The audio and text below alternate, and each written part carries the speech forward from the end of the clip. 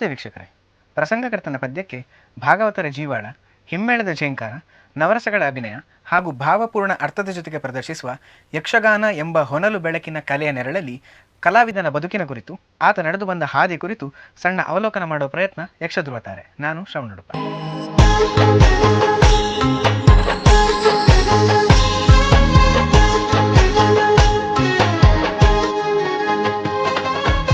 ಇವತ್ತಿನ ನಮ್ಮ ಸಂಚಿಕೆಯಲ್ಲಿ ಕೇವಲ ಪರಂಪರೆ ಯಕ್ಷಗಾನ ಮಾತ್ರವಲ್ಲದೆ ತುಳು ಪ್ರಸಂಗ, ಹಾಸ್ಯ ವೈಭವ, ಗಾನ ನಾಟ್ಯ ವೈಭವದ ಮೂಲಕ ಕೂಡ ಮಿಂಚುತ್ತಿರುವಂಥ ಶ್ರೀ ಗಿರೀಶ್ ರೈ ಕಕ್ಕೆಪದ ಇವತ್ತು ನಮ್ಮ ಜೊತೆಗಿದ್ದಾರೆ. ಬನ್ನಿ ಅವರನ್ನ ಕಾರ್ಯಕ್ರಮಕ್ಕೆ ಸ್ವಾಗತಿಸೋಣ. ಶ್ರೀ ಪದ್ಮನಾಭ ರೈ ಮತ್ತು ಶ್ರೀಮತಿ ಸುಮತಿ ರೈ ದಂಪತಿಗಳ ಸುಪುತ್ರನಾಗಿ ಉಳಿ ಗ್ರಾಮದ ಕಕ್ಕೆಪದವು ಮಜ್ಜಿಗುಡ್ಡ ಎಂಬಲ್ಲಿ ಜನಿಸಿದ ಶ್ರೀ ಗಿರೀಶ್ ರೈ ಕಕ್ಕೆಪದವರವರು ಬಾಲ್ಯದಲ್ಲಿಯೇ ಯಕ್ಷಗಾನ ಕಲೆಗೆ ಮನಸೋತಿದ್ರು. ಯಕ್ಷಗಾನದ ಭಾಗವತಿಕೆಯ ಮೂಲ ಪಾಠವನ್ನ ಶ್ರೀ ಕ್ಷೇತ್ರ ಧರ್ಮಸ್ಥಳ ಕೇಂದ್ರದಲ್ಲಿ ಗುರು ದಂಪತಿಗಳಾದ ಶ್ರೀಮತಿ ಲೀಲಾವತಿ ಮತ್ತು ಶ್ರೀ ಹರಿನಾರಾಯಣ ಬೈಪಡಿತಾಯರಿಂದ ಕಲಿತರು.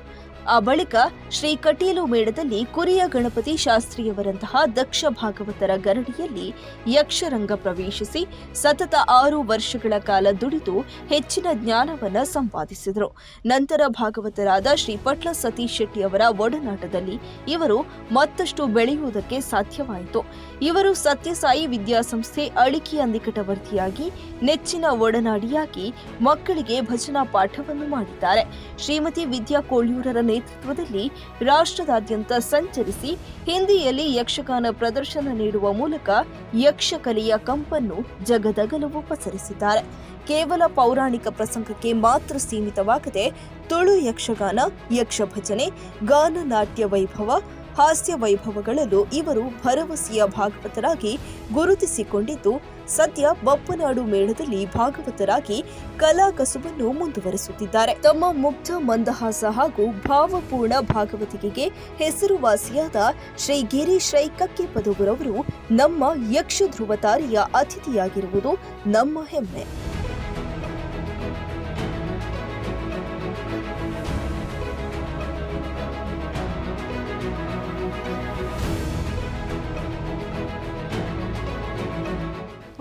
ಕಾರ್ಯಕ್ರಮಕ್ಕೆ ಸ್ವಾಗತ.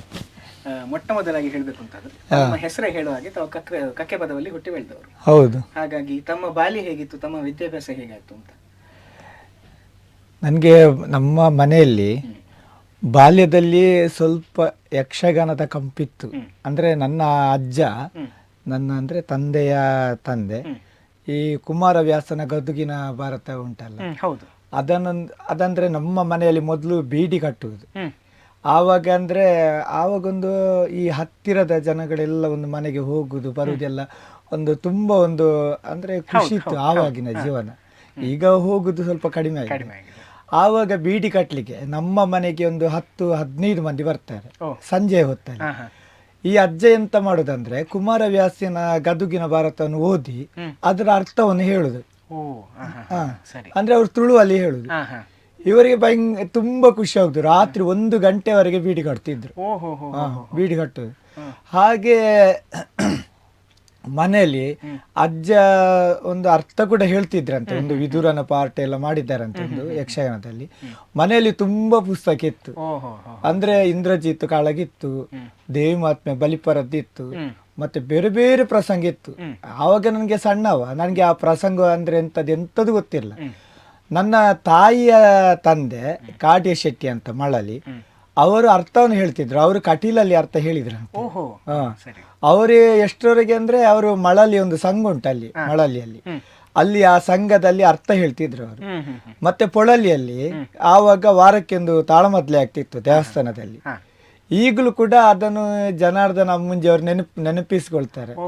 ನಿಮ್ಮ ಅಜ್ಜ ಅರ್ಥ ಹೇಳ್ತಿದ್ರು, ನಾವೆಲ್ಲ ಕೇಳ್ತಿದ್ದೇವೆ. ಅಂದ್ರೆ ಅವ್ರು ಹೇಗೆ ಅಂದ್ರೆ ಅವರಿಗೆ ವಿದ್ಯಾಭ್ಯಾಸ ಇಲ್ಲ. ಈಗ ಒಂದು ಆಟಕ್ಕೆ ಹೋಗುದು, ಆ ಆಟದಲ್ಲಿ ಇದು ಅರ್ಥವನ್ನು ಕಿವಿಗೊಡುದು, ಅದೇ ರೀತಿ ಮಾತಾಡ್ತಿದ್ರು. ಓದ್ಲಿಕ್ಕಿಲ್ಲ, ಪದ್ಯ ಎಲ್ಲ ಅವರಿಗೆ ಬಾಯ್ಪಟ್ಟಿತ್ತು. ಈ ಕೆಲವೆಲ್ಲ ಪ್ರಸಂಗದಲ್ಲಿ ಅವರಿಗೆ ಹುಷಾರಿಲ್ಲದಾಗ, ಆವಾಗ ನಾನು ಯಕ್ಷಗಾನಕ್ಕೆ ಕಾಲಿಡ್ಲಿಲ್ಲ. ಆವಾಗ ನಾನು ಅಜ್ಜನ ಹತ್ರ ಹೇಳ್ತಿದ್ರೆ, ಅಜ್ಜ ಒಂದು ಪದ್ಯ ಹೇಳಿ ಅಂತ. ಇವರು ಪದ್ಯ ಹೇಳ್ತಿದ್ರು ಅಂತ, ಅಂದ್ರೆ ಬಲಿಪರ ಶೈಲಿ. ನನ್ನ ಮಾವ ಶಂಕರ್ ಶೆಟ್ಟಿ ಅಂತ, ಅವರು ಬಲಿಪರ ಹಾಗೆ ಪದ್ಯ ಹೇಳ್ತಿದ್ರು. ಅಲ್ಲಿ ಒಂದು ಅವರದ್ದು ಮಳಲಿಯಲ್ಲಿ ಇತ್ತೀಚೆಗೆ ಕೊಟ್ಟಿತ್ತು ಒಂದು ಸಂಘ ಉಂಟು ಅಲ್ಲಿ. ಅಂದ್ರೆ ಬಳಿಪ್ಪರು ಹೇಗೆ ಹೇಳ್ತಾರೆ ಅದೇ ರೀತಿ ವಾಯ್ಸ್ ಅಲ್ಲಿ ಸ್ವಲ್ಪ ಕೂಡ ಕರ್ಕಶ ಇಲ್ಲ. ಹಾಗೆಂತ ಅವರಿಗೆ ತಾಳದ ಇದಿಲ್ಲ ಅಭ್ಯಾಸ. ಪದ್ಯ ಸ್ಪಷ್ಟ ಹೇಳ್ತಾರೆ ಅವರಿಗೆ. ಅಂದ್ರೆ ಒಂದು ಒಂದು SLC ಅವರಿಗೆ ಎಜುಕೇಶನ್ ಇತ್ತು, ಹಾಗೆ ಅದೆಲ್ಲ ಸ್ಪಷ್ಟ ಹೇಳ್ತಾರೆ. ಹಾಗೆ ನಾವು ಅಂದ್ರೆ ಆ ಇದರಿಂದಾಗಿ ಮತ್ತೊಂದೇನಂದ್ರೆ ನಮ್ಮ ಎರಡೂ ಕಡೆಯಲ್ಲಿ ಕೂಡ ಭಜನೆ ಹೇಳುದು ಮನೆಯಲ್ಲಿ. ಈಗ ನಮ್ಮ ಮನೆಯಲ್ಲಿ ಒಂದು ಸಂಜೆಗೆ ಒಂದು 7 ಗಂಟೆಯಿಂದ 8 ಗಂಟೆವರೆಗೆ ಭಜನೆ ಹೇಳುದು, ಪುರಂದರದಾಸರದ್ದು ಭಜನೆ ಹೇಳುದು. ಆವಾಗ ಏನಾದ್ರೂ ಉಚ್ಚಾರ ದೋಷ ಬಂದ್ರೆ ಅಜ್ಜ ಬಂದು ಆವಾಗಲೇ ಬಡಿಯುದು ನಮ್ಗೆ. ಮತ್ತೆ ಹಾಗೆ ಆ ಅಂದ್ರೆ ಆವಾಗ ನಾನು ಭಜನೆಯನ್ನೇ ಹೇಳ್ತಿದ್ದೆ. ಮತ್ತೆ ನಾನು ಶಾಲೆಯಲ್ಲಿ ಸ್ಕೂಲ್ ಡೇಗೆ ಸ್ಪರ್ಧೆಯಲ್ಲಿ ಎಲ್ಲ ಭಜನೆ ಹೇಳುವಾಗ ಇದು ಭಜನೆ ಹೇಳುವಾಗ ನನ್ಗೆ ಪ್ರೈಸ್ ಸಿಕ್ತಿತ್ತು, ಫಸ್ಟ್ ಪ್ರೈಸ್. ಆವಾಗ ವಾಯ್ಸ್ ಕೂಡ ಒಳ್ಳೇದಿತ್ತು ಅವಾಗ. ಮತ್ತೇನಂದ್ರೆ ಆ ಭಜನೆಯಿಂದಾಗಿ ನನಗೆ ಯಕ್ಷಗಾನದ ಇದು ಅಂದ್ರೆ ನನಗೆ ಮೊದಲು ಕಟೀಲ್ ಮೇಳದ ಆಟ ಅಂದ್ರೆ ಬಹಳ ಇಷ್ಟ. ನಮ್ಮ ಸುತ್ತಮುತ್ತ ಎಲ್ಲ ಕಟೀಲ್ ಮೇಳದ್ದೇ ಆಟ ಆಗ್ತಿತ್ತು ನನ್ಗೆ. ಅದ್ರಲ್ಲಿ ಅಂದ್ರೆ ದೇವರದ್ದೆಲ್ಲ ಕತೆ ಬರುವಾಗ ಹಾಗೆ ನಾವು ಅದ್ರಲ್ಲೇ ಒಂದು ತಲ್ಲಿನರಾಗ್ತಿದ್ದೇವೆ. ಅಂದ್ರೆ ಹೀಗೆ ಹೀಗೆಲ್ಲ ಈಗ ಗರುಡೋದ್ಭವ ಪ್ರಸಂಗ ಎಲ್ಲ ನಾನು ಸಣ್ಣದಿರುವಾಗ ನೋಡಿದ್ದೇನೆ.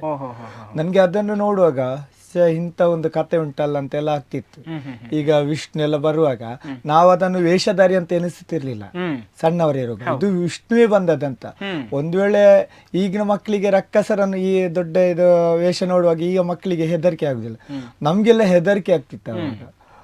ಹಾಗೆ ನನಗೆ ಯಕ್ಷಗಾನದ ಜಾಸ್ತಿ ಇದು ಒಲವು ಹುಟ್ಟಿತ್ತು. ಮತ್ತೆ ನಾನು SLC ನಾನಂದ್ರೆ ಒಂದು SLC ಅವರಿಗೆ ಮಾತ್ರ ಓದಿದ್ದು. ನನಗೆ ಮೊದಲೇ ಒಬ್ರು ಜ್ಯೋತಿಷರು ಒಬ್ರು ಕೈ ನೋಡಿ ಹೇಳ್ತಿದ್ರು ಈ ಯಕ್ಷಗಾನಗೂ ಮಾತ್ರ ಪೋಪ ಅಂತ. ನಾನು ಅವಾಗ ಕೇರ್ ಮಾಡಲಿಲ್ಲ, ಅದಂದ್ರೆ ಶಾಲೆಗೆ ಹೋಗುವಾಗ ಹೇಳ್ತಿದ್ದೆ. ಮತ್ತೆ ನಾನು 1 ವರ್ಷ ಗ್ಯಾರೇಜ್ಗೆ ಹೋದೆ. ನಾನು ಅಂದ್ರೆ ಕಾರ್ ಇದ್ದು ರಿಪೇರಿಗೆ ಹೋದೆ. ಅದಾದ ಕೂಡಲೇ ಧರ್ಮಸ್ಥಳ ಕೇಂದ್ರಕ್ಕೆ ಹೋದೆ. ಧರ್ಮಸ್ಥಳ ಕೇಂದ್ರ ಆವಾಗ ಮುಚ್ಚಿತ್ತು. ಮತ್ತೆ ನಾನು ಅಲ್ಲಿ ಲಾಡ್ಜ್ ಅಲ್ಲಿ ಕೆಲಸದಲ್ಲಿದ್ದೆ. ಮತ್ತೆ ಅಲ್ಲಿಂದ ನನಗೆ ಕೇಂದ್ರಕ್ಕೆ ನಾನು ಸೇರ್ಪಡೆಗೊಂಡೆ. ನನಗೆ ಆವಾಗ ದೇವರಂತ ಗುರುಗಳು ಸಿಕ್ಕಿದ್ದು ಹರಿನಾರಾಯಣ ಬೈಪಡ್ತೇವೆ. ನಂದು ನೋಡಿ, ನಾನು SLC ವರೆಗೆ ಕನ್ನಡ ಓದುವಾಗ ಉಚ್ಚಾರ ಸರಿಯೇ ಇರ್ಲಿಲ್ಲ. ಈಗ ಲಾ ಇದ್ದನ್ನು ಲಾ ಹೇಳುದು, ಈಗ ನಾ ಇದ್ದನ್ನು ನಾ ಹೇಳುದು. ಹೀಗೆ ಗುರುಗಳು ನನಗೆ ಪಾಠ ಮಾಡುವಾಗ ಈ ಪಾಲಿಸು ಗಜ, ನಾನು ಪಾಲಿಶು ಹಾಗೆಲ್ಲ ಹೇಳ್ತಿದ್ದೆ. ಗುರುಗಳು ಬೈದು, ನಿನ್ನಿಂದ ಆಗ್ಲಿಕ್ಕೆ ಇಲ್ಲ, ನಿನ್ನ ಆಟಕ್ಕೆ ಆಗ್ಲಿಕ್ಕೆ ಇಲ್ಲ ಅಂತ ಹೇಳುದು. ನಾನಲ್ಲಿ ಕೊನೆಗೆ ನಮ್ಮ ಧರ್ಮಸ್ಥಳದಲ್ಲಿ ಮಹಾಗಣಪತಿ ಒಂದು ಇದು ದೇವರುಂಟು ನೋಡಿ, ಅದಕ್ಕೆಲ್ಲ ನಾವು ಹರಕೆ ಹೇಳುದು. ಆ ಉಚ್ಚಾರ ಸರಿಯಾದ್ರೆ ನಾನು ಅದು ಕೊಡ್ತೇನೆ, ಪಂಚಾಯಜ್ಜ ಮಾಡ್ತೇನೆ. ನಮಗೆ ಅದೊಂದು ಖುಷಿ. ಹೋಗಿ ಪಂಚಾಯಜ್ಜ ಮಾಡುದು, ರಾತ್ರಿ ಸರಿ ತಿನ್ನೋದು. ಅದು ಇಷ್ಟಿಷ್ಟು ಕೊಡ್ತಿದ್ರು ಅಲ್ಲಿ ಅವಲಕ್ಕಿ ಪಂಚಾಯತ್. ಮತ್ತೆ ನನ್ಗೆ ಗುರುಗಳೊಂದು ಆಶೀರ್ವಾದದಿಂದ ನನ್ನ ಉಚ್ಚಾರ ಸರಿ ಆಯ್ತು. ಗುರುಗಳು ಮತ್ತೆ ಅದನ್ನು ತಿದ್ದಿ ಮತ್ತೆ ಸರಿ ಆಯ್ತು. ನಾನು ಅದನ್ನು ಒಂದ್ಸಲ ನಮ್ಮ ಹೈಸ್ಕೂಲ್ ಪ್ರೋಗ್ರಾಮ್ ಇತ್ತು. ಪ್ರೋಗ್ರಾಮ್ ಇದ್ದಾಗ ನಾನು ಅಲ್ಲಿ ಶಾಲೆಯಲ್ಲಿ ಸ್ಪೀಚಲ್ಲಿ ಹೇಳಿದೆ, ನಂದು ಶಾಲೆಯಲ್ಲಿ SLC ವರೆಗೆ ನಾನಿದ್ದೆ, ನಂದು ಇಷ್ಟರವರೆಗೆ ಯಾವ ಗುರುಗಳು ಕೂಡ ಉಚ್ಚಾರ ಸರಿ ಮಾಡಲಿಲ್ಲ. ಯಕ್ಷಗಾನಕ್ಕೆ ಹೋದಾಗ ಅದನ್ನು ನನ್ನ ಯಕ್ಷಗಾನದ ಗುರುಗಳು ಸರಿ ಮಾಡಿದ್ರು ಅಂತ ಹೇಳಿದೆ. ಆವಾಗ ಆ ಟೀಚರ್ ಹೇಳುದು, ಯಾಕೆಂದ್ರೆ ನಾವು ಮಕ್ಕಳಿಗೆ ಅದನ್ನು ಪಾಠ ಮಾಡುವಾಗಲೇ ಅದರ ಬಗ್ಗೆ ಹೇಳಿಕೊಡ್ಬೇಕು. ನಾವು ಅವರು ಓದ್ತಾರೆ, ಅದಕ್ಕೆ ಎಂತ ಸ್ಪಂದನೆ ಕೊಡುದಿಲ್ಲ. ಹಾಗೆ ಸ್ಪೀಚಲ್ಲಿ ನಮ್ಮ ಅಂದ್ರೆ ಹೈಸ್ಕೂಲ್ನ HM ಎಲ್ಲ ಹೇಳ್ತಿದ್ರು.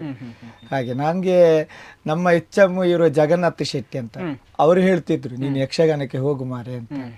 ನಾನು ಒಂದ್ಸಲ SLCಯಲ್ಲಿ ನಾವು ಇದು ಬಿಡುವಾಗ ಈ ಆಟೋಗ್ರಾಫ್ ಅಂತ ಬರೀಕೆ ಅಂತ, ನನಗೆ ಒಬ್ಬರು ಮ್ಯಾಥ್ಸಿಗೆ ಒಬ್ಬರು ಟೀಚರ್ ಇದ್ರು. ಅವರು ಅದ್ರಲ್ಲೊಂದು ಸಣ್ಣ ಇದು, ನಿನ್ಗೆ ಸಂಗೀತ ಸರಸ್ವತಿ ನಿಂಗೆ ಒಲಿದು ಬರಲಿ ಅಂತ ಒಂದು ಸಣ್ಣ ಇದು. ನನಗೆ ಅದು ಯಾವಾಗ್ಲೂ ನೆನಪಾಗುದು. ಅಂದ್ರೆ ಈಗ ಅದರಿಂದಾಗಿಯೇ ನಾನು ಇಷ್ಟರ ಮಟ್ಟಕ್ಕೆ ಬಂದದ್ದು. ಹಾಗೆ ಅದರ ಜೊತೆಗೆ ತಾವು ಧರ್ಮಸ್ಥಳ ಕೇಂದ್ರದಲ್ಲಿ ಕಲ್ತ ನಂತರ ತಾವು ಪ್ರಥಮವಾಗಿ ಸೇರಿದ್ದು ಕಟೀಲು ಮೇಳ. ನಾನು ಪ್ರಥಮವಾಗಿ ಸೇರಿದ್ದು ಕಟೀಲ್ ಮೇಳಕ್ಕೆ. ಕಟೀಲ್ ಮೇಳಕ್ಕೆ ನನ್ನನ್ನು ಗಂಗಾಯ ಶೆಟ್ರು ಸೇರಿಸಿ, ಗೇರುಕಟ್ಟೆ ಗಂಗಾಯ ಶೆಟ್ರು ಸೇರಿಸಿದ್ರು. ನನಗೆ ಆವಾಗ ಸತೀಶ್ ನನ್ನ ಪರಿಚಯ ಇರಲಿಲ್ಲ. ನನಗೆ ನಾನು ಕೇಂದ್ರದಲ್ಲಿ ಇರುವಾಗ ಒಂದು ಗುರುಗಳ ಮಾತು ಒಂದು ಎಷ್ಟು ಪ್ರಭಾವವಿರ್ತದೆ ಅಂದರೆ, ನಾನು ಗುರುಗಳ ಹತ್ರ ಕೊನೆಗೆ ಅಂದರೆ ನನಗೆ ಯಕ್ಷಗಾನದ ಒಂದು ಮೇಳಕ್ಕೆ ಅಂದರೆ ಆವಾಗ ಶುರು ನೋಡಿ ಶುರು ನನಗೆ ಆವಾಗ ಮೇಳಕ್ಕೆ ಬಹಳ ತಲೆಬಿಸಿ ಆಗ್ತಿತ್ತು. ನಾನು ಗುರುಗಳ ಹತ್ರ ಹೋಗಿದ್ದೆ, ಗುರುಗಳ ನಾನು ಮೇಳಕ್ಕೆ ಹೋಗೋದಿಲ್ಲ, ನಾನು ನಿಮ್ಮೊಟ್ಟಿಗೆ ಬರ್ತೇನೆ ಅಂತ. ಅವರು ಆವಾಗ ಹೇಳಿದ್ರು, ನಾನು ತಲಕ್ಕಲ ಮೇಳದಲ್ಲಿ ಇರೋದು, ನಿನಗೆ ನನ್ನೊಟ್ಟಿಗೆಲ್ಲ ಅಂದರೆ ಕಷ್ಟ ಆಗ್ತದೆ, ಅದರಲ್ಲಿ ಆಟ ಕೂಡ ಇಲ್ಲ, ನೀನು ಕಟೀಲ್ ಮೇಳಕ್ಕೆ ಹೋದ್ರೆ ನಿನಗೆ ಒಳ್ಳೇದಾಗ್ತದೆ, ನಿನಗೆ ಅದರಲ್ಲಿ ಒಬ್ಬ ಪಟ್ಲ ಸತೀಶ ಶೆಟ್ಟಿ ಅಂತ ಇದ್ದಾನೆ, ನೀನು ಅವನೊಟ್ಟಿಗೆ ಒಳ್ಳೇದಾಗ್ತದೆ ಅಂತ ಹೇಳಿದ್ರು. ಕೊನೆಗೆ ನೋಡಿ ನಾನು ಕಟೀಲ್ ಮೇಳಕ್ಕೆ ಬಂದೆ. ಕಟೀಲ್ ಮೇಳದಲ್ಲಿ 7 ವರ್ಷ ಸಂಗೀತ ಮಾಡಿದೆ. ನನಗೆ ಕುರಿಯದವರು ಸಿಕ್ಕಿದ್ರು, ಸತೀಶನ್ನ ಸಿಕ್ಕಿದ್ರು. ನೋಡಿ ಆ ಗುರುಗಳ ಮಾತು ಸತ್ಯ ಆಯ್ತು ಅಂತ. ಯಾವಾಗ್ಲೂ ಗುರುಗಳ ಮಾತು ಯಾವತ್ತೂ ಕೂಡ ಇದು ತಪ್ಪುವುದಿಲ್ಲ ಅಂತ ಹೇಳಿಕೆ ಇದೇ ಒಂದು ಕಾರಣ. ಹಾಗೆ ಗುರುಗಳ ಪೂರ್ಣ ಆಶೀರ್ವಾದದಿಂದ ಇಷ್ಟರವರೆಗೆ ಬೆಳೆದು ನಿಂತು. ತಾವಾಗಲೇ ಹೇಳಿದಾಗೆ ಕುರಿಯ ಭಾಗವತರ ಒಂದು ಒಡನಾಟ ನಿಮ್ಗೆ ಸಿಕ್ಕಿತ್ತು. ಹೌದು, ಕುರಿಯ ಭಾಗವತರು ಅಂತ ಹೇಳಿದ್ರೆ ಬಹಳ ಮೇರು ಕಲಾವಿದರು ಅವರು. ಹೌದು, ರಂಗದಲ್ಲಿ ಅವರ ಹಾಗೆ ನಿರ್ದೇಶಕರಾಗಿ ಮೆರೆದವರು ಇನ್ನೊಬ್ರಿಲ್ಲ ಅಂತ ಹೇಳೋದನ್ನ ನಾವು ಕೇಳ್ತೇವೆ. ಹಾಗಾಗಿ ಅವರಿಂದ ನೀವು ಯಾವ್ದೆಲ್ಲ ವಿಷಯಗಳನ್ನ ಕಲ್ತೀರಿ ರಂಗಸ್ಥಳದಲ್ಲಿ? ನನಗೆ ಅವರಿಂದ ನಾನು ತುಂಬ ಕಲ್ತಿದ್ದೇನೆ. ಅಂದರೆ ಒಂದು ಆಟವನ್ನು ಈಗ ಅವರು ನನಗೆ ನಿಜವಾಗಿ ನಾನೀಗ ಪೌರಾಣಿಕ ಒಂದು ಪ್ರಸಂಗ ಆಡಿಸ್ತೇನೆ ಅಂದರೆ ಅದು ಕಟೀಲ್ ಮೇಳದಲ್ಲಿ ಒಂದು 7-8 ವರ್ಷ ಇದ್ದ ಒಂದು ಅನುಭವ. ನಿಜವಾಗಿ ಒಂದು ಕಟೀಲ್ ಮೇಳ ಕಲಿತು ಒಂದು ಹೊಸಬ್ಬ ಇರ್ತಾನಲ್ಲ, ಅವನಿಗೆ ವಿಶ್ವವಿದ್ಯಾನಿಲಯ ಇದ್ದಾಗೆ ಕಟೀಲ್ ಮೇಳ. ಬೆಳಿಗ್ಗಿಂದ ಸಂಜೆ ಬೆಳಿಗ್ಗೆ ಅಲ್ಲ, ರಾತ್ರಿ ಈಗ ಒಂದು 8 ಶುರುವಾದರೆ ಬೆಳಿಗ್ಗೆ ಒಂದು 6:30-7 ಗಂಟೆವರೆಗೆ ಆಟ ಆಗ್ತಿತ್ತು. ಈಗ ಮೊದಲೇ ಹೇಗೆಂದರೆ ನಾವು 6 ಗಂಟೆಗೆ ಚಕ್ರತಾಳಕ್ಕೆ ಬರಬೇಕು. 6 ಗಂಟೆಯಿಂದ 6 ಗಂಟೆ 5 ನಿಮಿಷಕ್ಕೆ ಚಕ್ರತಾಳಕ್ಕೆ ನಿಂತರು ಕೂಡ ಇಲ್ಲಿ ಮತ್ತೆ ಮ್ಯಾನೇಜರು ಭಾಗವತ್ ನಮಗೆ ಬೈದಾಯ್ತು, ಏನು ನೀವು ಯಾಕೆ ಹಾಗೆ ತಡ ಮಾಡಿದಂತ. 8:30ಗೆ ಸಂಗೀತ, 8:30ಯಿಂದ 10:00 ತನಕ ಸಂಗೀತ. ಸಂಗೀತ ಕೂಡ ನಮ್ಮ ಭಾಗವತರು ಕಿವಿ ಕೊಡ್ತಿದ್ರು ಕುರಿಯದವರು. ಸಂಗೀತದಲ್ಲಿ ಮೋಹನ ಎಲ್ಲ ಹಾಕಿದ್ರೆ ನಾವು ಹಾಕುತ್ತಿರ್ಲಿಲ್ಲ, ನಮ್ಗೆ ಅಂದ್ರೆ ಗುರುಗಳದ್ದು ಪಾಠ ಆಗಿರ್ತದೆ, ಶುರುವಿಗೆ ಪಾಠ ಆಗಿರ್ತದೆ, ಇಂಥದ್ದೇ ರಾಗ ಹಾಕ್ಬೇಕು, ಇಷ್ಟು ಗಂಟೆವರೆಗೆ ಇಂಥದ್ದೇ ರಾಗ ಹಾಕ್ಬೇಕು, ಇಷ್ಟು ನಿಧಾನದಲ್ಲಿ ಹೇಳ್ಬೇಕು. ನಾವು ಸಂಗೀತ ಅಂದ್ರೆ ಮುಗಿಯುವವರೆಗೆ ಇಷ್ಟೇ ಹಿಂದೋಳ, ಅಬೇರಿ, ತೋಡಿ ಮತ್ತೆ ಬೇರೆ ಬೇರೆ ಅಂತ ಒಂದು ರಾಗ ಸುರುಟಿ, ಇಷ್ಟರಲ್ಲೇ ಮುಗಿಸ್ತಿದ್ದದ್ದು. ಶ್ರೀವೇಷಕ್ಕೆ ಒಂದು ಅಬೇರಿ, ಹಿಂದೋಳ ಅದನ್ನೆಲ್ಲ ಹಾಕ್ತಿದ್ದೇವೆ. ಮತ್ತೆ ನಾನು ಕಟೀಲಲ್ಲಿ ಕೂಡ ಇದ್ದಾಗ ಕೂಡ ನಾನೊಂದು 1 ಗಂಟೆವರೆಗೆ ಶುರುವಿಗೆ ಮೋಹನ ಹಾಕ್ತಿರ್ಲಿಲ್ಲ, ಹಂಸಧ್ವನಿ ಹಾಕ್ತಿರ್ಲಿಲ್ಲ, ಭೂಪಾಲಿ ಎಲ್ಲ ಹಾಕ್ತಿರ್ಲಿಲ್ಲ, ಸಾವೇರಿ ಹಾಕ್ತಿರ್ಲಿಲ್ಲ. ಅಂದ್ರೆ ಅದೊಂದು ಹಿಂದೆ ಒಂದು ಕ್ರಮ ಇತ್ತು, ಶುರುವಿಗೆ ಇಂಥದ್ದೇ ರಾಗ ಹಾಕ್ಬೇಕು, ಮತ್ತೆ 1 ಗಂಟೆ ನಂತರ ಹಾಕ್ಬೇಕು. ಮತ್ತೆ ಅದು ಇತ್ತೀಚೆಗೆ ಶುರುವಾದದ್ದು. ಇತ್ತೀಚೆಗೆ ಏನಂದ್ರೆ ನಿಮ್ಮ ಅಂಬೃಹದಳ ಹೇಳಿ ಮತ್ತೆ ಶುರು ಆಗ್ತದೆ ಎಲ್ಲ ವಾಸಂತಿ ಮೋಹನ ಪ್ರತಿಯೊಂದು. ಒಬ್ಬ ಭಾಗವತ ಇಳಿಬೇಕಾದ್ರೆ ಎಲ್ಲ ರಾಗ ಕೂಡ ಅದೆಲ್ಲ ನಮ್ಗೆ ಗುರುಗಳದ್ದೊಂದು ಅಂದ್ರೆ ಹೀಗೆ ಪಾಠ ಆಗಿರ್ತದೆ. ಈ ಕುರಿಯದವರು ಹೇಗೆ ಅಂದ್ರೆ ನನ್ನನ್ನು ಮಲಗ್ಲಿಕ್ಕೆ ಬಿಡ್ತಿರ್ಲಿಲ್ಲ, ಬೆಳಿಗ್ಗೆವರೆಗೆ ಚಕ್ರತಾಳ ಬಾರಿಸೋದು. ಒಂದು ಸ್ವಲ್ಪ ಮಲಗಿದಾದ್ರೆ ನಂಗೆ ಬೈತಿದ್ರು, ಈ ಏಪ ಭಾಗವತ ಅಪ್ಪಣೆ ನಿಕ ಗೊತ್ತಾಪು ಜಾತೆ ಚಕ್ರತಾಳ ಬಿಟ್ಟು ಹಾಗೆಲ್ಲ ಬೈತಿದ್ರು. ಮತ್ತೆ ನಾನು ಅವ್ರ ಪದ್ಯ ಹೇಳುವಾಗ ನಾನು ಅವರ ಹಿಂದೆ ನಿಂತ್ಕೊಂಡು ಇರ್ತಿದ್ದೆ. ನಾನು ಇಷ್ಟು ದೊಡ್ಡ ರಫ್ ಎಲ್ಲ ಮಾಡ್ತಿದ್ದೆ. ಅಂದ್ರೆ ಈಗ ನಳಿನಾಕ್ಷನಂದನೆ ಅಂದ್ರೆ ಒಂದು ಪದ್ಯ ಅವರು ಪದ್ಯ ಹೇಳಿದಾಗ ಪದ್ಯವನ್ನು ಬರೆಯುದು, ದಿತ್ತ ಅಂದ್ರೆ ದಿತ್ತ ಬರೆಯುದು. ಈಗ ಅಭಿಮನ್ಯು ಕಾಳಗ ಅಂದ್ರೆ ಆವಾಗ, ಈಗ ನಮ್ಗೆ ಅದೆಲ್ಲ ರಫ್ ಎಲ್ಲ ಬೇಕಾಗಿಲ್ಲ, ಈಗ ಸೀದಾ ಡೈರೆಕ್ಟ್ ಆಗಿದ್ದು ಆಗ್ತದೆ. ಹಾಗೆಲ್ಲ ರಫ್ ಎಲ್ಲ ಬರೆದು ನಾವು ಸ್ವಲ್ಪ ಸ್ಟಡಿ ಆಗ್ತಿದ್ದೆ. ಮತ್ತೆ ನನಗೆ ಒಂದು ಕೆಲವು ಪ್ರಸಂಗ ಅವರಿಂದಲೇ ಸ್ಟಡಿ ಆಗಿದೆ. ಈಗ ಅತಿಕಾಯ, ಮೈರಾವನ, ಒಂದು ಬೇರೆ ಬೇರೆ ಪ್ರಸಂಗ ಅವರ ಮನೆಗೆ ಹೋಗಿ ಕಲ್ತಿದ್ದೇನೆ. ಈಗ ಅತಿಕಾಯ ಆಡಿಸುವುದು ಹೇಗೆ ಅಂತ. ಮತ್ತೆ ಒಂದು ವೇಳೆ ಪದ್ಯ ಏನಾದ್ರು ತಪ್ಪಿದ್ರೆ ಅವ್ರು ಬಂದು ಅದನ್ನು ತಿದ್ದಿ ಅದು ಹಾಗೆಲ್ಲ ಹೀಗೆ ಹೇಳ್ಬೇಕು. ಫಸ್ಟಿಗೆ ನನಗೆ ಪ್ರಸಂಗಕ್ಕೆ ಪದ್ಯ ಹೇಳ್ಬೇಕಂತ ಕಲಾವಿದರದ್ದು ಗೊತ್ತಾಯ್ತು. ಅಂದ್ರೆ ಆವಾಗ ನಾನು ಪದ್ಯ ಹೇಳ್ತಿದ್ದೆ. ಪದ್ಯ ಹೇಳುವಾಗ ಅದು ಇದು ಕೃಷ್ಣಾರ್ಜುನ ಪ್ರಸಂಗ. ಆವಾಗ ನಾನೆಂತ ಮಾಡಿದೆ, ಆವಾಗ ಮಂಜುನಾಥ ಭಟ್ರು ನಮ್ಮ ಬೆಳ್ಳಾರಿ ಅವರಿದ್ರು, ನನಗೆ ಅವರು ತುಂಬ ಸಪೋರ್ಟ್ ಮಾಡ್ತಿದ್ರು. ಆವಾಗ ನಾನು ಎಷ್ಟರವರೆಗೆ ಹೇಳ್ತೇನೆ, ಮಂಜುನಾಥ ಭಟ್ರಲ್ಲಿ ಕೇಳಿ ಹೋಗಿದ್ದೆ ಹೇಗೆ ಪದ್ಯ ಹೇಳುದಂತ. ಆವಾಗ ಕುರಿಯದವ್ರ ಹತ್ರ ಹೋಗಿ ಹೇಳಿದೆ, ಹೀಗೆ ನಾನು ಪದ್ಯ ಹೇಳ್ಬೇಕಾ, ಆವಾಗ ಅಂದ್ರೆ ಪದ್ಯ ಹೇಳುದಂದ್ರೆ ಬಹಳ ದೊಡ್ಡ ವಿಷಯ ಅದು. ಸಂಗೀತಗಾರ ಒಂದು ಪದ್ಯ ಹೇಳುದಂದ್ರೆ, ನೀನು ಈ ಪದ್ಯವನ್ನು ಹೇಗೆ ಹೇಳ್ತಿ, ಹಂಗಿಸಬೇಡತ್ತಿಗೆ ನೋಡೊಮ್ಮೆ ಹೇಳು. ನಂಗೆ ಮಂಜುನಾಥ ಭಟ್ರು ಹೇಳಿ ಕೊಟ್ಟಿದ್ದಾರೆ. ಹಂಗಿಸಬೇಡತ್ತಿಗೆ ಸಣ್ಣತ್ತಿಗೆ, ಹಂಗಿಸಬೇಡತ್ತಿಗೆ, ಹಂಗಿಸಬೇಡತ್ತಿಗೆ ನೀ ಹಂಗಿನೊಳಗಾದೆ ನಾನು. ಹಾಗೆ ಅದನ್ನು ಹಾಗೆ ಹೇಳುದು. ಅಷ್ಟು ಹೇಳುಗಿರು ತುಂಬಾನೇ ಕೂತ್ರಲ್ಲಿ ಇವರಿಗೆ ಗೊತ್ತಾಯ್ತು ಅಂತ. ಮತ್ತೆ ಪದ್ಯ ಹೇಳಂತ ಹೇಳಿದ್ರು. ಮತ್ತೆ ನಾನು ಕೊನೆಗೆ ನಾನು 1 ಗಂಟೆವರೆಗೆ 12 ಗಂಟೆ ಆವಾಗ ನನ್ಗೆ ಇವರಿದ್ರು, ಗೋಪಾಲಕೃಷ್ಣ ಮಯ್ಯ ಪೆಲ್ತಡ್ಕ ಅಂತ, ನಿಮ್ಗೆ ಗೊತ್ತಿರ್ಬೋದು. ನನಗೆ ಅವರು ಕೂಡ ತುಂಬಾ ಸಪೋರ್ಟ್ ಮಾಡಿದ್ದಾರೆ. ಒಂದು ಪದ್ಯವನ್ನು ಶುರುವಿಗೆ ಹೇಳುವಾಗ ನಾನು ಅವರೊಟ್ಟಿಗೆ ಕೂಡ ತುಂಬ ಅದು ಹೇಗೆ ಹೇಳುದು ಅಂತೆಲ್ಲ ಹೇಳಿಕೊಂಡು, ಹಾಗೆ ಅವರದ್ದು ಕೂಡ ನನಗೆ ತುಂಬ ಸಹಕಾರ ಇತ್ತು. ಕುರಿಯ ಭಾಗವತರದ್ದು ಸಹಕಾರ ಇತ್ತು, ಗಂಗಾ ಶೆಟ್ರದ್ದು ಸಹಕಾರ ಇತ್ತು. ಹಾಗೆ ನನಗೆ ಕುರಿಯಾದವ್ರದ್ದು ಮನೆಗೆ ಹೋಗಿ ಎಲ್ಲ ಕಲಿತು ಹಾಗೆ ತುಂಬ ಅವರ ಸಹಕಾರದಿಂದ ಬೆಳೆದಿತ್ತು. ತಾವು ಕಟೀಲು ಮೇಳದಲ್ಲಿ ಒಂದು ಮಟ್ಟಕ್ಕೆ ಬೆಳೆದ ನಂತರ ತಾವು ಬಪ್ಪನಾಡು ಮೇಳಕ್ಕೆ ಹೋಗ್ತೀರಿ. ಹೌದು. ಬಪ್ಪನಾಡು ಮೇಳದಲ್ಲಿ ನಿಮ್ಗೆ ಪೌರಾಣಿಕದ ಜೊತೆಗೆ ತುಳು ಪ್ರಸಂಗವನ್ನು ಕೂಡ ಆಡಿಸಬೇಕು. ಹಾಗಾಗಿ ಅದಕ್ಕಿಂತ ಮುಂಚೆ ತಾವು ತುಳು ಪ್ರಸಂಗವನ್ನು ಆಡಿಸಿದವರಲ್ಲ, ಕಟೀಲಲ್ಲಿ ತುಳು ಪ್ರಸಂಗ ಆಡಿದ್ರು. ಹಾಗಾಗಿ ತುಳು ಪ್ರಸಂಗವನ್ನು ಆಡಿಸಬೇಕು ಅಂತ ಆದ್ರೆ ಈಗ ಅದು ಪೌರಾಣಿಕ ಪ್ರಸಂಗದ ಹಾಗಲ್ಲ. ಹೌದು. ಹಾಗಾಗಿ ಒಂದು ಪೌರಾಣಿಕ ಪ್ರಸಂಗ ಆಡಿಸುವುದಕ್ಕೂ ಒಂದು ತುಳು ಪ್ರಸಂಗ ಆಡಿಸುವುದಕ್ಕೂ ಯಾವ ರೀತಿಯಲ್ಲ ವ್ಯತ್ಯಾಸಗಳಿವೆ ಅಂತ? ಈಗ ಪೌರಾಣಿಕದಲ್ಲಿ ಏನಂದ್ರೆ, ಈಗ ಒಂದು ಪೌರಾಣಿಕದಲ್ಲಿ ಈಗ ನೋಡಿ ಒಂದು ಮಟ್ಟ ಅಂತ ಇರ್ತದೆ ಈ ಕೆಲವೆಲ್ಲ ಪದ್ಯ. ಈಗ ನೋಡಿರಿ ದ್ವಿಜರು ಪೋಪುದನು, ಈಗ ಹಾಗೆ ಹೇಳಿದ್ರೆ ಈ ತುಳುವಲ್ಲಿ ನಮ್ಗೆ ಹಾಗೆ ಹೇಳ್ಬೇಕಂತ ಇರುವುದಿಲ್ಲ ಅಂತ. ಈ ತುಳುವಲ್ಲಿ ಹೇಗೆ ಅಂದ್ರೆ, ತುಳುವಲ್ಲಿ ಸ್ವಲ್ಪ ನಿಮ್ಮ ಭಾವಗೀತೆಯ ಟೈಪ್, ಸ್ವಲ್ಪ ಯಕ್ಷಗಾನ, ಈ ರೀತಿಯ ಪದ್ಯವನ್ನು ಲೈಕ್ ಮಾಡುವುದು. ನಾನು ಫಸ್ಟಿಗೆ ಒಂದು ಬನತ ಬಂಗಾರಿ ಪ್ರಸಂಗ ಬರುವಾಗ ಅದು ಒಟ್ಟು ಅಂದರೆ ಒಂದು ತನ್ನಷ್ಟಕ್ಕೆ ಅದು ಕ್ಲಿಕ್ ಆಯಿತು. ಅದು ಕ್ಲಿಕ್ ಹೇಗೆ ಅಂದರೆ, ಅದು ಆ ಕಲಾವಿದರ ಒಂದು ಪ್ರೀತಿ. ನಾವು ರಾಧಾಕೃಷ್ಣನ್ ಅವರು ಆವಾಗ ಇವರಿದ್ರು, ಅರುವದವರು, ಬೇರೆ ಬೇರೆ ಕಲಾವಿದರಿದ್ರು. ಅದೇ ಹೇಗೆ ಅಂದರೆ, ನಾವು ತುಳುವಲ್ಲಿ ಈಗ ಒಂದು ಭಾವಗೀತೆ ಟೈಪಲ್ಲಿ ಹೇಳಿ ಪದ್ಯವನ್ನೆಲ್ಲ ಮೆರೆಸ್ತಿದ್ದೇವೆ. ಹಾಗೆ ಆ ರೀತಿಯೊಂದು ಹೋಗ್ತಿತ್ತು. ತಾವೀಗ ಭಾವಗೀತೆ ಅಂತ ಹೇಳಬೇಕಾದ್ರೆ ಹೆಚ್ಚಾಗಿ ಗಿರೀಶ್ ರೈ ಕಕ್ಕೆ ಪದ ಹೇಳಿದ ಕೂಡ ತುಂಬಾ ಜನರ ತಲೆಗೆ ಬರುವಂತ ಮೊದಲ ವಿಷಯ ಕೇಳಿದ್ರೆ ಮುನಿಸುತ್ತರವೇ ಹಾಡು.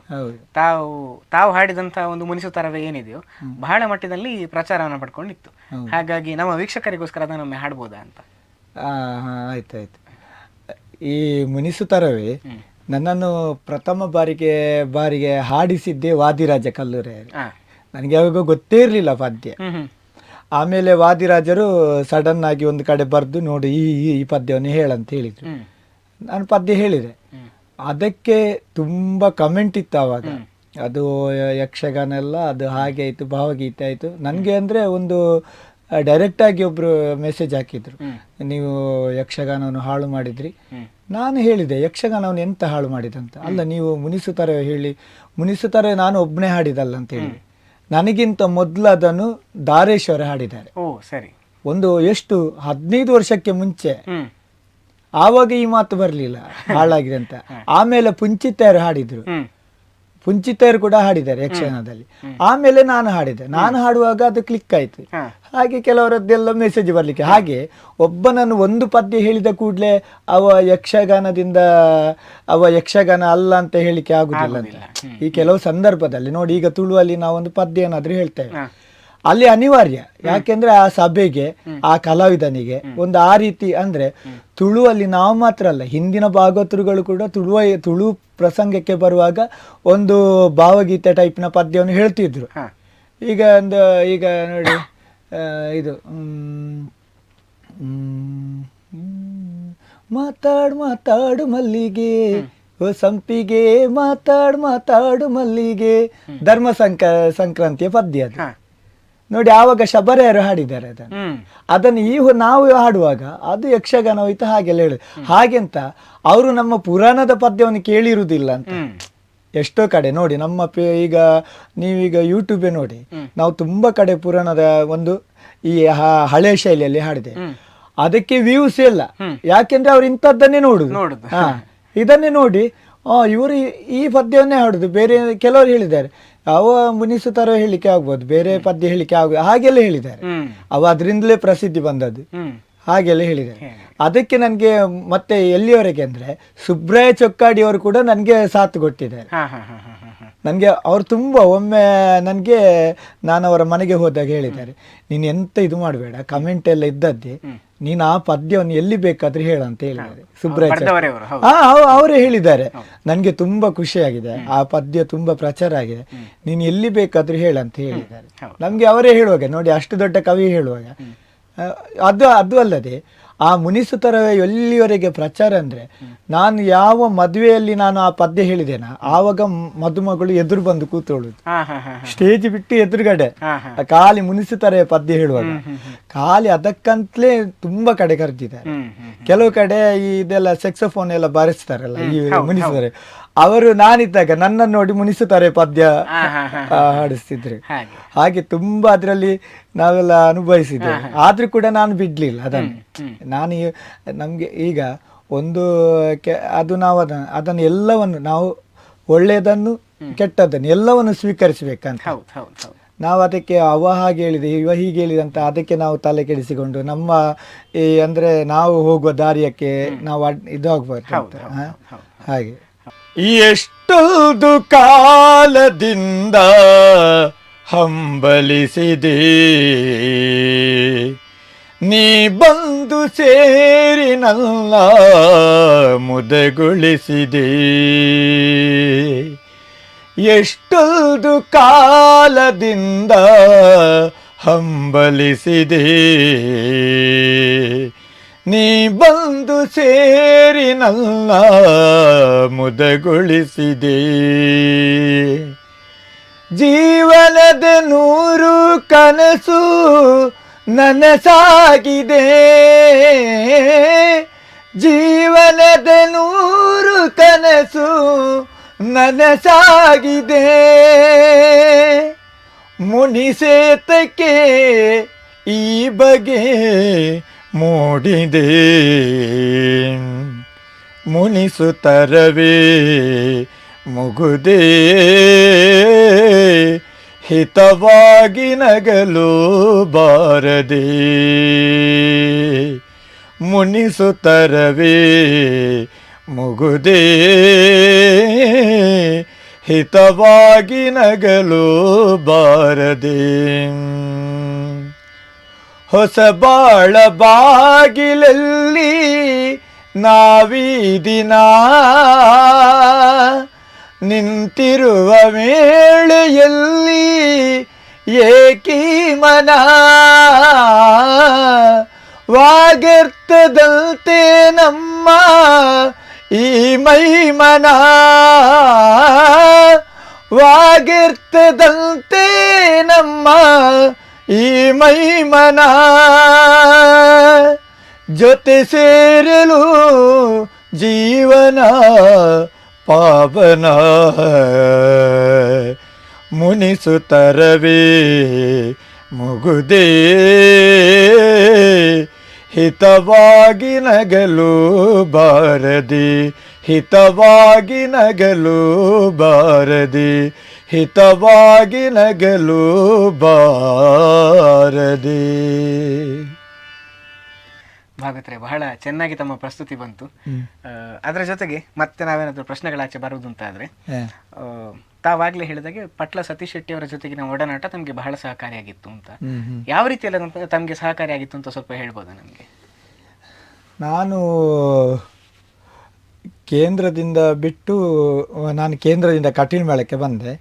ಮತ್ತೆ ನನಗೆ ಕಟೀಲ್ ಮೇಳದಲ್ಲಿದ್ದಾಗ ಸತೀಶ್ ಅಣ್ಣನ ಪರಿಚಯ ಆಯಿತು. ನನಗೆ ಪರಿಚಯ ಆದಾಗ ಅವರ ಮನೆಯಲ್ಲಿ ಈ ಶ್ರಾವಣ ಇದು ಸೋನಾ ಸಿಂಗ್ ಅಂತ ಹೇಳ್ತಾರೆ, ಆವಾಗ ಇದು 1 ತಿಂಗಳು ಯಕ್ಷಗಾನ ಎಲ್ಲ ಆಗ್ತಿತ್ತು ಅವರ ಮನೆಯಲ್ಲಿ.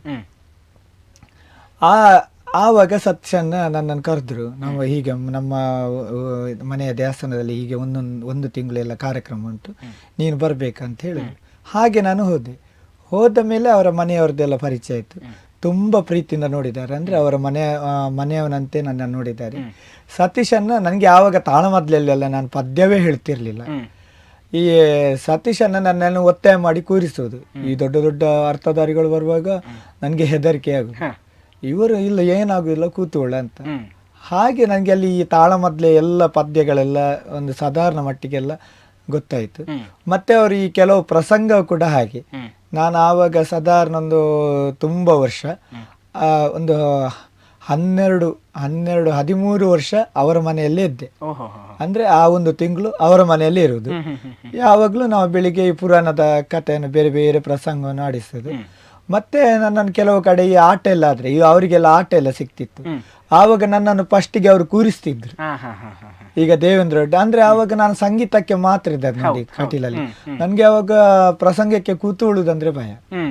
ನನಗೆ ಇವರು ಎಲ್ಲ ಕರ್ಕೊಂಡು ಹೋಗಿ ಕೆಲವು ಪ್ರಸಂಗವನ್ನು ಹೀಗೆ ಕೂರಿಸಿ ಪದ್ಯ ಹೇಳಿಸ್ತಿದ್ರು. ನನಗೆ ಒಂದು ವೇಳೆ ಬೇರೆ ಕಡೆಯಿಂದ ತಾಳಮದ್ಲೆ ಬಂದ್ರೆ ನಾನು ಅವರಿಗೆ ಫೋನ್ ಮಾಡುದು, ಸತೀಶನ್ ನನಗೆ ಅದರ ಡಿಟೈಲ್ ಹೇಳ್ತಿದ್ರು, ಈ ರೀತಿ ಹೇಳಬೇಕು. ಈ ನನಗೆ ಸುಧಾನು ಅರ್ಜುನ ಮತ್ತೆ ಇದು ಪಂಚವಟಿ ಕೂಡ ಹಾಗೆ. ಅಂದ್ರೆ ಆವಾಗ ಅದು ಮೊದ್ಲೆಲ್ಲ ಅದು ಕೆಲವು ಪ್ರಸಂಗ ಎಲ್ಲ ಅವರೇ ಹೇಳಿಕೊಟ್ಟೆಲ್ಲ. ಮತ್ತೆ ಅವರಲ್ಲಿ ಪುಸ್ತಕ ಇತ್ತು, ಅವರ ಪುಸ್ತಕವನ್ನೆಲ್ಲ ನಾನು ಕೊಂಡೋಗಿ ಅದನ್ನು ಜೆರಾಕ್ಸ್ ತೆಗೆದು ಹಾಗೆ ಆ ರೀತಿಯ ನಮ್ಮ ಒಡನಾಟ. ಅಂದ್ರೆ ನಾವು ಅಷ್ಟು ಒಳ್ಳೆಯ ರೀತಿಯಲ್ಲಿ ಇದ್ವಿ. ಅಂದ್ರೆ ಅಣ್ಣ ತಮ್ಮಂದಿರಾಗೆ ನನ್ನನ್ನು ತಮ್ಮನಾಗಿ ಅವರು ನೋಡಿದವರು. ಈಗಲೂ ಕೂಡ ಹಾಗೆ ಅದೇ ಪ್ರೀತಿಯಲ್ಲಿ ಇದ್ದೇವೆ, ತುಂಬಾ ಒಳ್ಳೆಯ ರೀತಿಯಲ್ಲಿ ಇದ್ದೇವೆ. ಅದೇ ರೀತಿ ಮತ್ತೆ ತಮ್ಮ ಭಾಗವತಿಗಾಚೆ ನಾವೇನಾದ್ರು ಬಂದ್ರೆ, ತಾವು ಗಿರೀಶ್ ರೈ ಕಕ್ಕೆಪದ ಅಂತ ಹೇಳುವಂಥವರು ಒಂದು ರೀತಿಯಲ್ಲಿ ಸವ್ಯಸಾಚಿ ಹಾಗೆ ನಮಗೆ ಕಾಣ್ತಾರೆ. ಅಂದರೆ ಏನನ್ನು ಹೇಳ್ತಾರೆ, ಒಂದು ಕಡೆಯಲ್ಲಿ ತಾವು ಏರುಶ್ರುತಿಯಲ್ಲೂ ಪದ್ಯವನ್ನು ಹೇಳ್ತೀರಿ, ಇಳಿಶ್ರುತಿಯಲ್ಲೂ ಅಷ್ಟೇ ಚೆನ್ನಾಗಿ ಹೇಳ್ತೀರಿ. ತಮ್ಮ ಹಾಡಿನಲ್ಲಿ ಭಾವನೆಗೆ ಯಾವುದೇ ರೀತಿಯಂತಹ ಕೊರತೆ ಆಗುವುದಿಲ್ಲ. ಒಬ್ಬ ಹಾಡು ಕೇಳುವವನಿಗೆ ತಮ್ಮ ಹಾಡಿನ ಭಾವನೆಯನ್ನು ಹೇಳುವುದನ್ನು ತಾವು ತಮ್ಮ ಧ್ವನಿಯಲ್ಲೇ ಪಸರಿಸ್ತೀರಿ. ಇದೆಲ್ಲವನ್ನ ಮಾಡುವುದಕ್ಕೆ ತಮಗೆ ಭಜನೆ ಏನಾದರೂ ಸಹಕಾರಿಯಾಗಿದೆ ಹೇಗೆ ಅಂತ? ನನಗೆ ಭಜನೆ ತುಂಬ ಸಹಕಾರಿಯಾಗಿದೆ. ನಾನು ಇತ್ತೀಚೆಗೆ ಅಂದರೆ ಅಲ್ಲ, ನನಗೆ ಆವಾಗಲೇ ಗುರುಗಳು ಕೇಂದ್ರದಲ್ಲಿ ಇಂಥ ರಾಗ ಅಂತ ಅವರು ಹೇಳುವಾಗ ನನಗೆ ಕೇಂದ್ರದಲ್ಲಿ ಗುರುಗಳೊಂದು 23 ರಾಗ ಕಲಿಸಿಕೊಟ್ಟಿದ್ರು. ಅದಂದ್ರೆ ನನಗೆ ಬೇಗ ಬರ್ತಿದ್ದು. ಅಂದ್ರೆ ನಂಗೆ ಈ ಭಜನೆ ಟಚ್ ಇದ್ದಾಗ, ಈಗ ಹಿಂದೋಳ ನೋಡಿ, ಹಿಂದೋಳ ಭಜನೆ ಶೈಲಿಯಲ್ಲಿ ತುಂಬಾ ಇರ್ತದೆ. ಈಗ ಮಲಗಿ ಪರಮದರ ದೀಪಾಳ್ ಅದೆಲ್ಲ ಹಿಂದೋಳ ನೋಡಿ. ಆ ಗುರುಗಳು ಹೇಳುವಾಗ ನನಗೆ ಅದು ಬೇಗ ತಲೆಗೆ ಬರ್ತಿತ್ತು. ಅಟನ ಕೂಡ ಹಾಗೆ, ಅದು ಕೂಡ ನನಗೆ ಬೇಗ ಬರ್ತಿತ್ತು. ಹಾಗೆ ನಾನು ತುಂಬಾ ಯಕ್ಷಗಾನ ಬತ್ತೆ ನಾನು ಕೆಲವರ ಪದ್ಯ ಎಲ್ಲ ಕೇಳ್ತಿದ್ದೆ. ಈಗ ಸತೀಶಣ್ಣನ ಪದ್ಯ ಮತ್ತೆ ಈ ಹೊಳ್ಳರದ್ದು ಪದ್ಯನದವರು, ಈ ಹಳೆ ಕ್ರಮಕ್ಕೆ ಬಲಿಪರ ಪದ್ಯ ಕೇಳ್ತಿದ್ದೆ. ಮತ್ತೆ ಕುರಿಯದವರು ನನಗೆ ಮೇಳದಲ್ಲಿದ್ದಾಗ ಈ ಅಗರಿ ಶೈಲಿಯ ನನಗೆ ಪದ್ಯ ಹೆಚ್ಚಾಗಿ ಬರ್ಲಿಕ್ಕೆ ಕಾರಣವೇ ಕುರಿಯದವರು ಜಾಸ್ತಿ ಅಗರಿ ಶೈಲಿ ಪದ್ಯವನ್ನೇ ಹೇಳ್ತಿದ್ರು. ಹಾಗೆ ನಂಗೆ ಹಳೆ ಅಂದ್ರೆ ಕುರಿಯದವರು ಹೆಚ್ಚಾಗಿ ಹಳೆ ಮಟ್ಟಿನ ರಾಗವನ್ನೇ ಹಾಕುದವರು ಪ್ರಸಂಗದಲ್ಲಿ. ಹಾಗೆ ನನಗೆ ಅವರಿಂದ ಕೂಡ ನಂಗೆ ಈ ಹಳೆ ಮಟ್ಟಿನ ರಾಗ ತುಂಬಾ ನಂಗೆ ಒಂದು ಬಂತು. ಮತ್ತೆ ಹಾಗೆ ನನಗೆ ಭಜನೆಯಲ್ಲಿ ಈ ಭಾವನೆ ಎಲ್ಲ, ಈಗ ಶಿವರಂಜನೆ, ಈಗ ನಾವು ಭಜನೆ ಅಂತ ಹೇಳಿದ್ರೆ ಈ ಭಜನೆ ಅಂದ್ರೆ ಖಾಲಿ ನಾವೊಬ್ಬ ಹೊಗಳ್ಬೇಕಂತ ಭಜನೆ ಹಾಡೋದಲ್ಲ. ನಾವು ಭಕ್ತಿಪೂರ್ವಕವಾಗಿ ಭಜನೆ ನೀವು ಹೇಳಿದ್ರೆ ನಿಮ್ಗೆ ಅದರಲ್ಲಿ ತುಂಬಾ ಖುಷಿ ಇರ್ತದೆ. ನಿಮ್ಮ ಮನಸ್ಸೆಲ್ಲ ತುಂಬಾ ಖುಷಿಯಾಗಿ ನಿಮ್ಗೆ ಎಲ್ಲಿವರೆಗೆ ಅದು ಒಂದು ನೀವು ಭಕ್ತಿಪೂರ್ವಕ ಒಂದು ಹಾಡಿದ್ರೆ ಎಲ್ಲಿವರೆಗೆ ಇದು ಆಗ್ತದೆ ಅಂದ್ರೆ ನೀವು ಹಾಡುವಾಗ ಒಂದು ಹೂ ಕೂಡ ಬೀಳ್ತಾರೆ.